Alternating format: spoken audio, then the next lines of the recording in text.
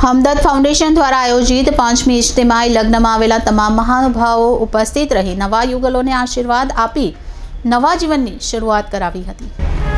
નંદુરબારમાં છેલ્લા 5 વર્ષથી હમદર્દ ફાઉન્ડેશન સમાજના મહાનુભાવો, રાજનેતાઓ અને દાનવીરોની મદદ લઈને મહેનત અને સમર્પણ સાથે રઝાક પાર્કમાં આ ઇજ્તિમાઈ લગ્નનું આયોજન કરતો આવ્યું છે અને હમદર્દ ફાઉન્ડેશન દ્વારા ઇજ્તિમાઈ લગ્નનું આયોજન કરવામાં આવે છે।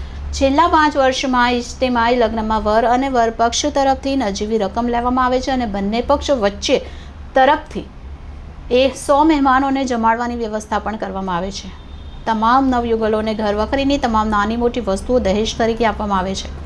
આ 5મા વાર્ષિક કાર્યક્રમમાં શહેરની મોટી રાજકીય નેતાઓ પણ ભાગ લીધો હતો, જેમાં ઉત્તર મહારાષ્ટ્રના કાર્યકારી પ્રમુખ સૈયદ રફત હુસૈન, રાષ્ટ્રવાદી કોંગ્રેસના જિલ્લા પ્રમુખ અભિજીત મોરે, ભાજપના પપ્પુ ઉર્ફે ફારૂક ઝહેર કુરેશી, જાહેર સહાય ટ્રસ્ટના અધ્યક્ષ ગુલામ અલી ખાન, ભૂતપૂર્વ નગરસેવક ફારૂક મેમણ, ફરીદ મિસ્ત્રી, રિયાઝ કુરેશી, રોશન કુરેશી વગેરે ઉપસ્થિત રહ્યા હતા।